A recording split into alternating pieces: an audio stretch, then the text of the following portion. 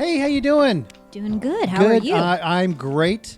The new year is rolling along, and everything is pretty awesome. It sure is. We're a few weeks in now, aren't we? Yeah. We are at episode number 6 in season number 2. Wow. And we are doing the 2021. So this is recent.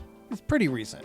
Yeah. Eternals. That's right. Marvel's Eternals. This one's tough. This one was a tough one for a lot of different reasons. This one's going to be, and we'll get into it, but it's a tough movie. Yeah, a lot of people really, really hated this movie.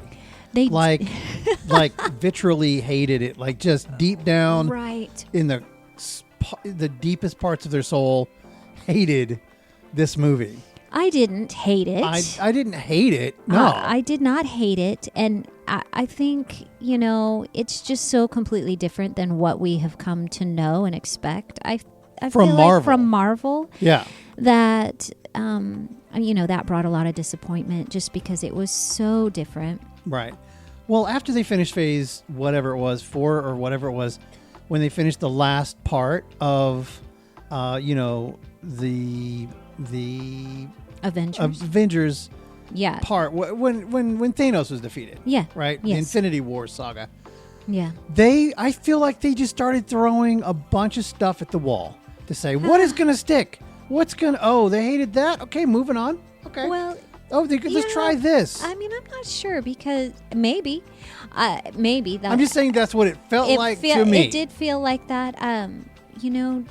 Back when they were making Avengers, it kind of felt like they had a plan. Yeah. Like we were kind of hanging on everything Marvel did, right? We love the Marvel movies, love them. Yeah. Watched them, went to the theater. Yeah. We're so excited about every release. Yeah. And then really enjoyed that. And then kind of, we watched kind of the background of like what's coming out next. What's their plan for phase 2 and 3 and technically, 4, or whatever. After Infinity War. Right. And it all sounded exciting, and then it just didn't really pan out. Yeah, so, I think, so from what I understand, and I could be wrong, and I'm fallible, and I admit it, I think that they were planning the next bad dude. Yeah. Okay? I used to say baddie, but then a bunch of young people start snickering and going, baddie means like a hot girl. So I'm like, okay. So for the next bad guy, right, not baddie, right, bad guy. Let's be clear. They were planning on Kang the Conqueror, right, being the next bad dude, right. Which we were excited like, about. Okay, yeah. Let's. Then the actor playing Kang, I think, got in some weird positions, and I don't know the whole story. Right, it's just something happened with the actor. It kind of sank. It sort of fell through. I think they are pinning everything to the new Doctor Doom saga coming through. So they call up their old buddy Robbie and say, hey, come on back and let's make some movie magic. Which is weird, but we'll see how that goes. Yeah, I wish it well. But for Eternals, I think that they were hoping it would be the new kind of Avengers team-up type thing. Okay. So, let's kind of just talk about a little bit of the summary. Let's start with the summary. Yeah. Let's start easy. Yeah, start it easy. This is the 2021. It follows a group of immortal beings sent to Earth by the celestial Arishem, yeah. Marsham. Close enough. Because they were guiding humanity's progress and protecting them from deviants. And deviants are these, like, disgusting, gross dinosaur. Yeah, they're like, but with the tendons. They're like on raptors on crack. They're like these crazy, evil dinosaur-y. Basically, if you've seen any alien dinosaur hive mind type movie, that's what these are. Yeah. They're just disgusting and creepy and ready to kill and all that stuff. And they live in the water, apparently. And some of them do. But they're supposed to protect humanity from them because they couldn't do it on their own. And if the immortals weren't there, they would just tear through the earth and rip everybody apart. Right. So after centuries of living in secret, the Eternals, they reunite because they thought they destroyed them all. and they reunite because a new threat of deviants have emerged. Right. Okay. And it forces them to question the mission that they were on, because they thought the mission that they were on was kill all the deviants. And they're like, okay, done, boss. I'm clocking out. And they clocked out for like 5,000 years. Right. Which that's quite the break. Yeah. They thought they had completed their mission, and Could then you they imagine went that kind of a holiday? Just, hey, I got 5,000 years on my holiday got a break. lot of PTO. Yes. But nice. But the celestial that sent them never calls them home. Doesn't give them any kind of break back to come back or do anything. So they just start living their lives. They start living their lives. On So Earth. they start questioning their mission, their creators, and then their own mortality, even of like, why am I here? What am I doing? And then these ancient loyalties, they start to fracture, and the truths start to come to light, and they choose between obeying their, quote, divine design, right? Or defending the people that they've come to love on Earth. Right. And then, because as we learn, the Earth was just this breeding ground for a celestial. Okay? Yes. Whenever we were at the very beginning, Kit plays this professor type character, and he's actually talking about how, he's giving poetry of like this spawn was in this beginning stage, and then it has to burst free. So he's alluding to what's supposed to be happening. Yeah. Right? And the Earth is going to actually be destroyed, because we learned that the celestial, there was just a little tiny baby celestial. A seed celestial was planted in the Earth. Yeah. And once the Earth got basically populated enough, had enough energy to given this celestial enough of its energy. Yeah. So kind of like Matrix a little bit, because we were like the energy pods to give it the energy I guess so. to burst free. But of course, he's not a gentle. It's not a gentle birth. It's going to tear the Earth up, blows it up, and it's like, oh shoot, what have we done? But the Earth is going to be gone. That's it. But there will be a new celestial. Okay, now, and we'll talk about this in a second. The one thing about that is it sounds kind of awful for the Earth. However, to the celestial, on their side of it, from their point of view, the celestial is going to create like billions of planets, right, to carry on and move forward. So by not allowing the celestial to, be birthed basically, and saying, we got to save Earth, you're also denying billions of planets from existing. And it's, the whole idea is that many of those planets will be other Earths. Yeah. Earth-type planets that will have people. So basically, you're stopping not just billions of planets, but billions of people. People from ever existing. Yeah, and that's the kind of the dilemma of this. This is where it gets hard, folks. That's why we're saying this is a tough one, and we're going to talk about it. I don't know that we necessarily have any answers, but we're going to talk about it. So, anyway, the Eternals at the end, they're exploring basically the idea of free will and what we should do, what you should do in this kind of a dilemma. And in the end, Cersei, one of the Eternals, she lays the hammer down basically on the Celestial that's emerging up out of the sea, and she turns it into, I guess, marble. It looked like she turned it into stone. marble. She turns it into. She kills it. She kills it, and that's the end of the film. So that's kind of what it's about. I think it's meant to be the new Marvel's hero team up type movie, and it had a lot of interesting visuals and those kinds of things. So, but that's what we liked. Okay. What we liked. I think we'll start there. Yeah, there's a deep mythos here that's like, oh, these heroes were actually people that we knew as heroes throughout time. It was all these powerful. It was Gilgamesh, and it was Athena, and it was, Icarus, and I guess it kind of Hercules. It looked like at the end one. So like all of these type of heroes and they existed, and they kind of even hinted that like they lived in Olympus, kind of.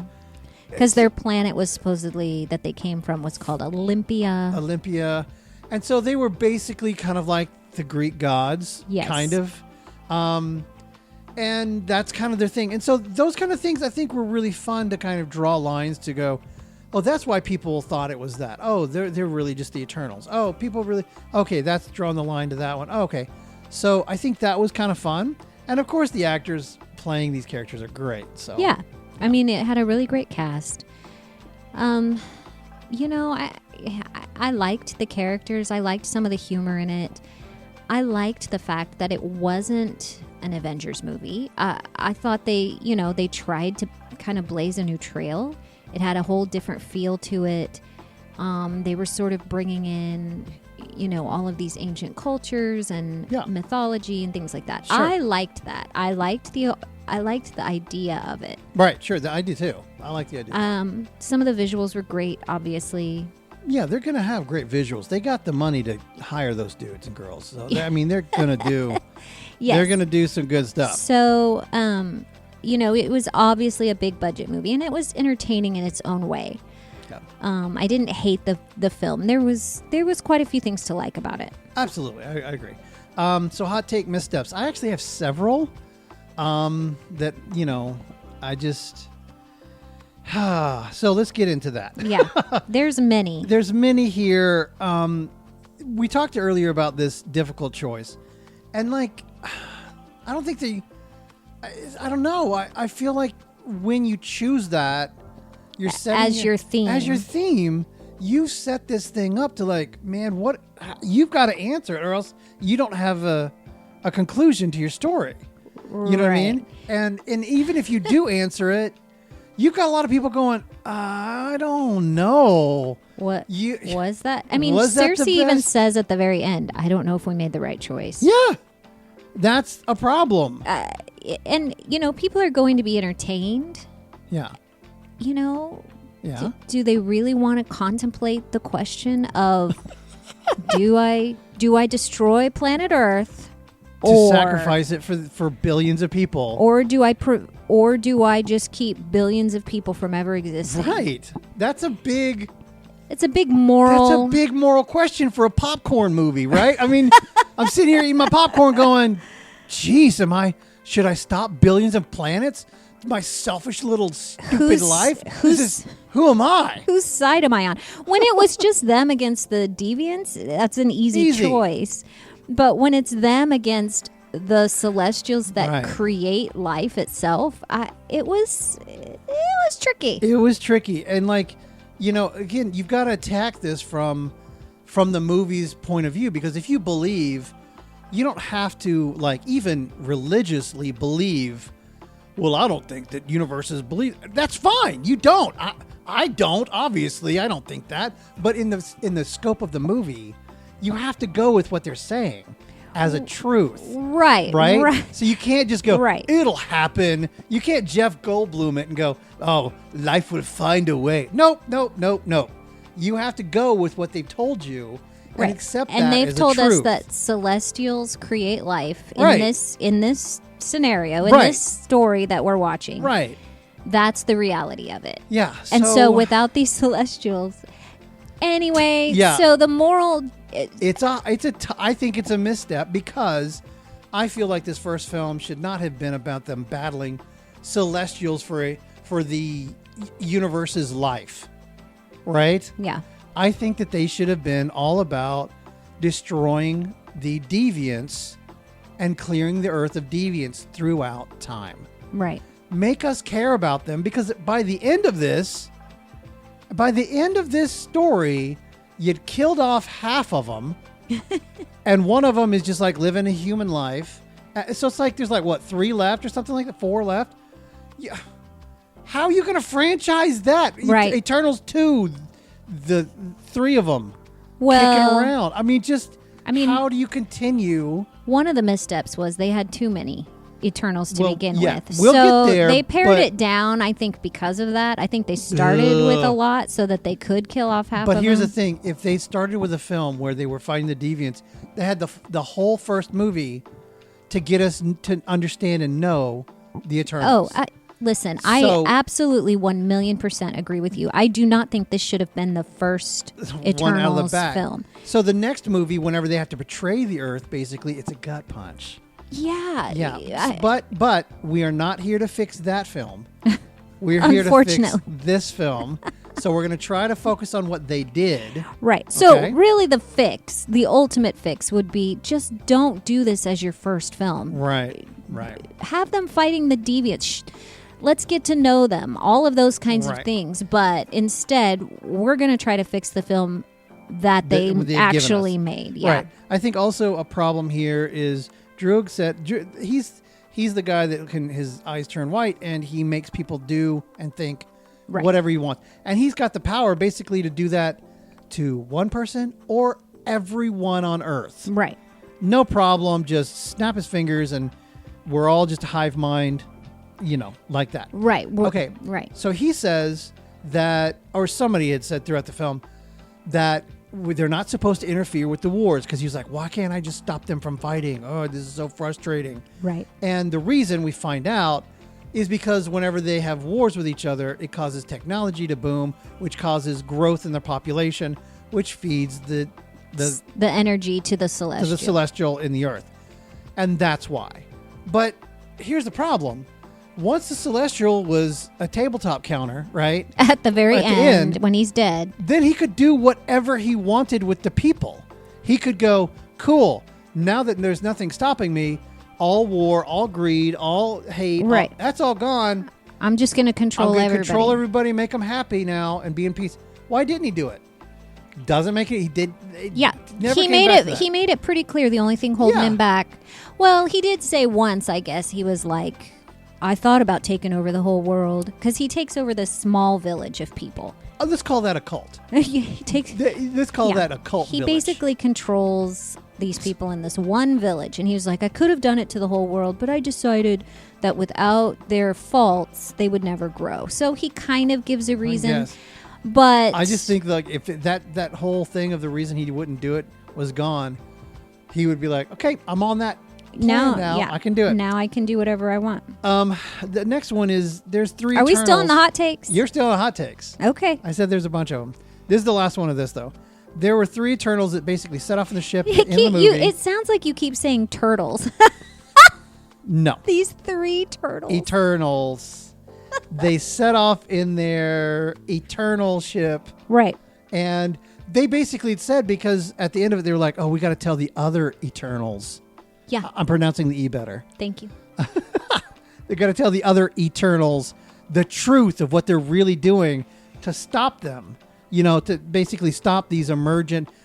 We go right back to that first question of like, you did one and maybe the universe will be okay because you just stopped one Eternal. But no. One Celestial. We're going to stop all of them so that like basically all universal flow stops. I mean, they're talking about the annihilation of the universe as we know it. Yeah, so just what are we doing? If we have to accept that celestials are what keep the universe growing and stars being formed and planets in motion and all of these things. This is a hard acceptance to go, yeah, what you're doing is God's work. And now so glad for you. End the film by saying, okay, now we're going to go and tell all the other Eternals to do the same thing we did on their planets. And stop them. And you're basically saying we're going to stop this universe as we know it. We're going to stop this universe from turning 100%. For the sake of us feeling good about the current people that are existing at this moment currently. I don't know that I can. That's the problem. I just don't know. You tackled it's too big of a question. You tackled a huge question that makes an audience go like, really? I don't know that I feel good about all this. Yeah, what happened? Yeah. Well, what happens if they do believe you? It was too big of a question. It was a big issue. It's a big issue for the Eternals here. All right. You got any? I do. Okay, go for it. So just my thing is when the Eternals first interact with humanity. Okay. Right. They're fishermen? Not. Yeah. Mesopotamia. They're not trying to hide their power. Even once they build. So apparently the Eternals are the ones that sort of create like cities Babylon and civilizations. So they create Babylon, and it becomes this huge civilization. They are not hiding their power. No. From the civilian population. Right. They are. Everybody knows that they're Eternals. Everybody knows that they have powers. Right. They throw big parties. Everybody comes to them. They show the, But as time goes on, when we get to the present day, they hide it's very important that they don't let the humans know that they are Eternals here. Even the guy that, he was literally giving humans technology. Right. And they were having a conference about it. Is it too much? Should we give them something simpler? I don't think they're ready for that much technology yet. So it literally shows that the reason we're advancing is because this guy is slowly giving humanity technology. Festus. And then all of a sudden it's around World War II, he gets disillusioned and he stops. Yeah. Yet humanity continues to thrive. Anyway, that's my hot take. I just don't understand why in one for a few thousand years it's okay for them to interact with humanity and show their powers, well, but then all of a sudden they have to hide it and keep it from everybody. Right, because even think about it. There's heroes everywhere, and they know it because they even discuss it. They talk about the Avengers. Why they're hiding their powers, I have no idea. Literally, no idea. Because you think back to that first time that Cersei was in modern times, and she's looking up at a billboard of a knife that she gave to somebody. And she's like, "Oh crap! What? Yeah. What are you? Oh, there's the knife that I gave that one kid whose father died in the." There was a fisherman in Mesopotamia. It's reemerged. And, she'd be like, oh, cool, there's that knife. Was she all worried about, they're going to find out my powers? Yeah. And the whole world had been blinked out of existence. They know superpower people. We understand. Yeah. Yes. We're watching a universe that has been through it. They've been through it. And what is she worried about a little knife? Maybe I'm answering my own question here. Maybe they decided to hide their powers because they were not allowed to interfere in that conflict. Might be it. And so they were like, you know what? People are going to start expecting us to intervene if they know what we're capable of. So maybe we should just hide what we can do. Or maybe that once they defeated the deviants, they were like, now let's just go into retirement time. Now let's just go live our lives. And just wait. Maybe that could have been it. All right, I think we just answered my question, or my. So your hot take has been destroyed. Debunked. Yeah. Yeah. All right. It's a lukewarm take now. Sorry, folks. All right, Act 1. Jump in Act 1. Okay. The cold opening there. Oh, gosh. Maybe it works sometimes. I just haven't seen it yet. In my opinion, they just describe things that happen, and we're just like, okay, that's what it is. Right, when it comes up like a scrolling... A wall of text. You know when I've seen it work? Star Wars. That's it. That's pretty much it. That's the only time really... But it's so stylized and so iconic, you really want it. I remember when it came on screen for the fourth one, and it started, and people cheered the scrolling text. Oh, yeah. Because it was iconic. Right. This is not iconic. This is just, let me explain some things real quick so we can jump in the movie. Yeah. Yeah. Let me catch you up to speed real fast. Yeah. We're basically told to be impressed with what's happening instead of feeling it, and that was a miss, I think. Agreed. So for a fix, we do a myth that's being retold by humans. Yes. Around the campfire, ancient Mesopotamia, where the villagers are talking about these godlike protectors in half-remembered stories, oral tradition, right? Yes. Legend, and it's seen through the fire, and you see flashbacks of these cool things that were happening, right? Yeah. As an Eternal is secretly watching. Right. Got the hood over. You feel that, right? Yeah. The hood over their eyes when the fire flashes a little bit, you see a flash of their face. Then you move forward in time with that Eternal's face. Yes. Into the modern time. Absolutely. And we get it. We see that they've been among us. They were there. Right. And it feels a little bit more like mythic legend, right? Instead of kind of moral fatigue. Just instead of like, here's a little bit of light reading before we get into the movie. I don't want to read about it. I want to feel it. You know what I mean? And the roots are a little bit cooler because it's been passed in this oral tradition of the people. Absolutely. There you go. Number 2, the characters. They're just too many. There are a lot of them. There's 10 in like 15 minutes, and you're like, and they all have weird names. Yeah.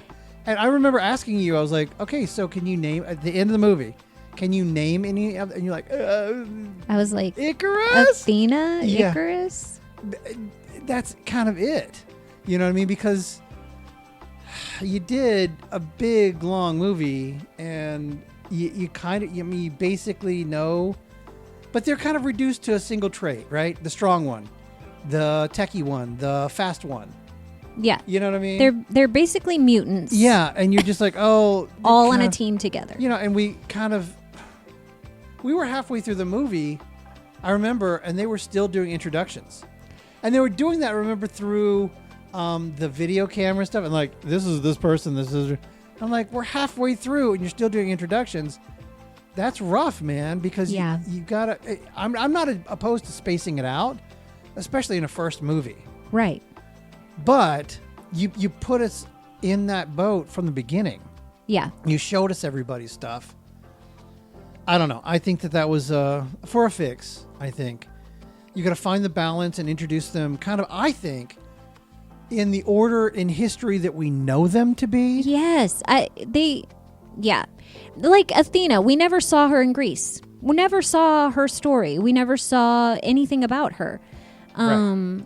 If we saw it through history, when we know them to be, then you make that stick. Yes. You know what I mean? And you go, oh, that's not Phaistos. That's supposed to be Festus, the guy who builds the armor and the blah, blah, blah. And that's his time to shine because he built this thing. Right.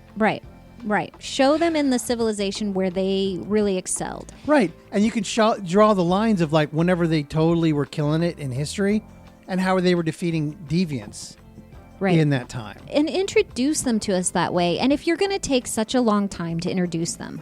Yeah. Because that's really what the first half of the movie was just... you've got a 2.5 hour movie, and by the end, if we don't know them, that was a fail. Well, and also just, like... They kept showing them in flashbacks, and which I guess was okay, but I don't know. It just it just didn't really tell their stories. It did not tell their stories. It didn't help us get to know them at all. It didn't really show their strengths. Right. And I think they could have introduced them to us and taken their time. Sure, take your time, whatever, but introduce them to us in a meaningful way. That shows what their in history, what their real strengths are, what they really were, and how they came to be known. Yeah, I agree. Next, the problem number 3, for a movie called Eternals, they don't feel very eternal-ish. They don't. Just in general, it feels like they can get killed pretty darn easy. That's number 1. Yeah, but they are very modern. They're, literally the first time we see them when they, they're dealing with Neanderthal people, basically. Yeah. And they're like, what's up, bro? Not really. They are. But they are. But it's just that's kind of how they're talking. They're talking like a modern day person. Yeah. And it's like a group of coworkers with cool powers. They didn't feel like old eternal type people. So for a fix, give their speech a worldview and a timeless quality. Make it like, there's subtle formalities and metaphors and gestures that show a millennia of observation, right? The way they touch an object or they have interaction with each other. Yeah. Their speech patterns. Yeah. The way they talk. It should feel like old souls wearing young faces. Yes. Right? And that's where I'm at with that one. I didn't feel like, I just felt like, hey, we got these actors together and they're really good, but we didn't really give them this eternal kind of feel to them. And that's exactly. And I mean, when they're in the present time, they've been here for 7,000 years. If you want to add some, but back in the day, lingo to their character, right? Back in the day, they've got to, right. You're basically saying they arrived here with the personality and speech pattern of where we live now in 2025, right? In the present, I mean? Yeah, and they wouldn't have. Okay, whatever. Act two. The middle of this, I feel, it eternally drags. You start to really feel the title. You feel the title in the middle here. Because once they reunite, because Ajax their leader has been killed by what we think is a deviant, but it is a deviant. It is a deviant, but she was betrayed. Manipulated by Icarus. Icarus, right, to basically be killed. It just kind of stalls. This movie just kind of stalls. The chatter and it's disconnected flashbacks again, right? We talked about flashbacks. So many little flashbacks throughout the whole film. Yeah, and to me, it just didn't. So anyway, for a fix, if we're keeping with this kind of storyline, we're fixing the movie that's in front of us here for this one. So again, sometimes we're okay with rewriting. Yeah. But this one, if we're going to I'm going to try to fix this one. So, I think you make the middle section a cosmic whodunit. Okay. Somebody amongst them knows the truth about the Armistice plan. The Earth is going to be destroyed. But instead of these long conversations and kind of team reunion, how you doing, buddy, and those kind of things, and let's all sit around the table and eat and have some drinks, and it becomes this investigation across centuries. Ancient ruins, dead deviants, forgotten prophecies. They got to piece it together to find the betrayal. Right. They got to go back through memories through history. Exactly. Right. Show the middle as a mystery then it gives it forward momentum and emotional tension of what is actually happening here. Right. Yeah. And we are discovering the truth along with them. Right. Next. The deviants, they are really wasted. Absolutely. They are wasted. Absolutely. The whole movie should have been deviants, but... It's just this CGI cannon fodder, It's kind of like they threw them in to give them something to fight until we get to the end of the film. Big deal. Yeah. I think that for a fix, I think you have a great way to mirror the deviants with the Eternals. Okay? Yeah. Because we learned that the deviants were created by the Celestial. Same guy. But he's like, I lost control of them. So I created the Eternals to basically kill them off so that the human population could thrive. Okay, so if you created the deviants to kill the apex predators so that humans could show up, basically, then, could you put a self-destruct in there? You know what I mean? It's confusing. It is confusing because the Eternals, as we find out, are not actually biological at all. They're basically created mechanical. Yes. Apparently, robots. They're synths. Right. Blade Runner kind of. But yeah, he does. He talks about how he lost control over the deviants and they became predators of the humans, that he actually put them on the planet to, so that they could thrive. So then he had to create the Eternals to eradicate the deviants. And okay. Yeah. So it's kind of an odd decision to make, but for a fix, elevate the deviants into basically mirrors. Yeah. Okay. Give their leader that, they've got this almost tragic intelligence to it. Because you've got a being who resents being enslaved by creation, just as the Eternals do. Right. But imagine a scene where the deviant confronts Cersei. And he says, we were made to kill. You were made to watch. Which one of us is more cruelly designed? And you're like, ooh. Yeah. What a powerful statement from this thing. It's like, we were supposed to kill these things off, and then we just started to but we were designed to kill, so that's what we did. Right. But you have to watch these humans do terribly stupid things, and way more people have died in your hands. Right. And by your hands, by not acting. Right, because they could interfere with the deviants, but they've been ordered not to interfere with any other conflict that happens on the planet. Let's just dive in there. Yeah. It doesn't make sense. No, that order does not make sense. Because and they explain it like this. The reason they can only deal with the deviants is because the humans have to have a chance to have war.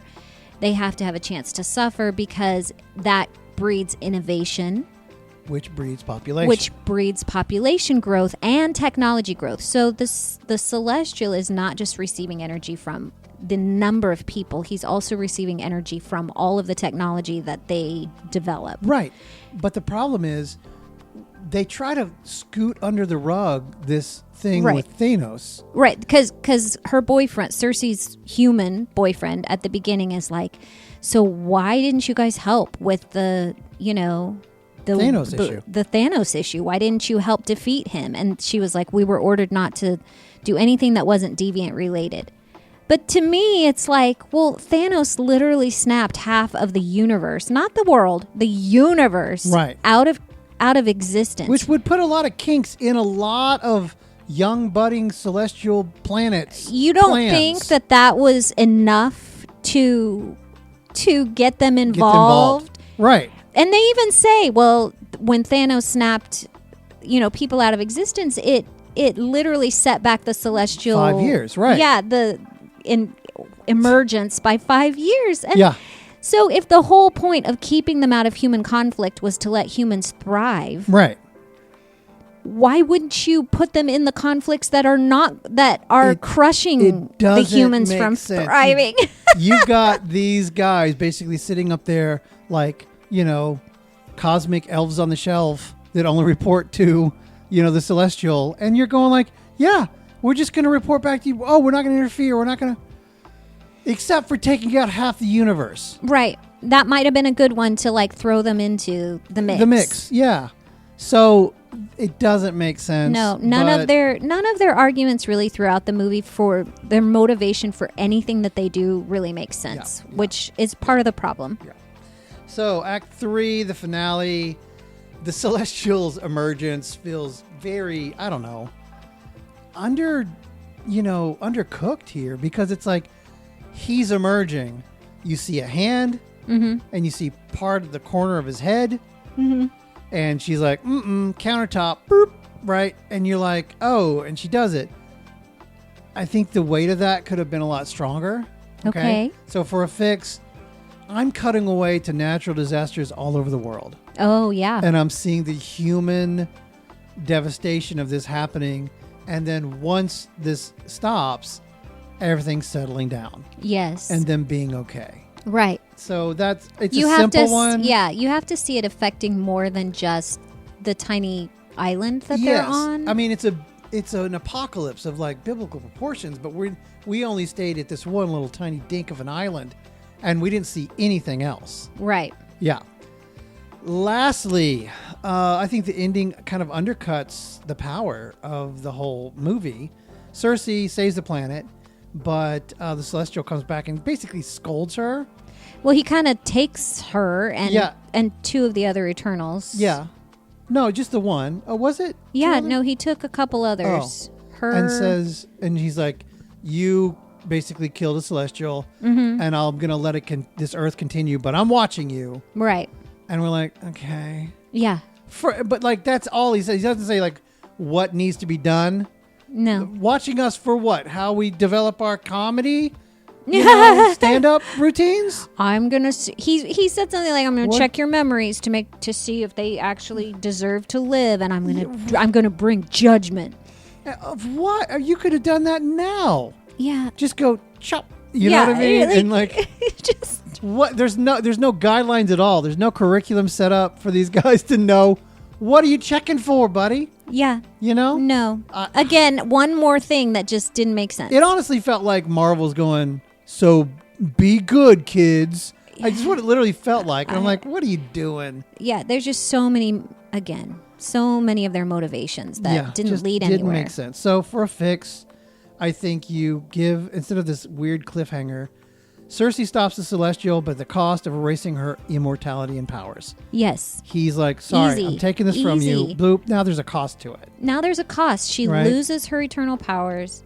And and her immortality. He doesn't punish Earth, but he like mourns the choice that there's billions of planets not going to be created. Right. And again, that's what you chose to create, Marvel. This is on you. Mm-hmm. But then Cersei's sacrifice means something. Yeah, absolutely. Okay? I think that's the key to it. You got to give her some kind of cost for the decision that she made. So in closing, I think that it could have been a lot more powerful overall, and really set up more movies. Yes, I mean, you can absolutely see that they want. I mean, it even says they'll at the return. End, the Eternals will return. They set up Star Fox, which is a very interesting character. Right, I want to see more of that. Well, he's very weird. He's very controversial type character. Oh, okay. Yeah, I don't know. When I saw him, I was like, huh. That's an interesting choice. That's an interesting choice. It's Thanos' brother. Yeah. But I'm still like, what were you going to do with him? Because he has an interesting power set. If you're interested, I'm not going to go into it. Look it up. Okay. Let me tell you, look it up, because I think he's got a really interesting, I don't know. I was kind of shocked that was the choice. That's who they went with. Yeah, but I think the first film could have been really cool in fighting deviants and saving the Earth and make it a real hero movie. Right. And not leave us questioning, like, did they actually did they make the right choice or not? Right. Exactly. So anyway, that's it. That's it for Eternals. Hopefully you guys enjoyed that one. And keep listening, all of you lake and park people out there. No, it's cool. Like it's really interesting. We keep seeing that there's so many people out in the lake and the parks that just keep doing this, and we're just hitting so many cool countries now too. Yeah, it's Singapore, and there was some people in Casablanca that were. Did I do that super country almost? Casablanca. We're over in the Casa of the Blanca. Wow. Casablanca. Yeah. So anyway, there was some cool places that people were signing in from, and we're like, oh, they're kind of all over the world now. So that's really cool. So it's neat. Yeah. All right. Well, we appreciate you guys. Yeah. Hope you have a great week, and we will see you next time. Bye.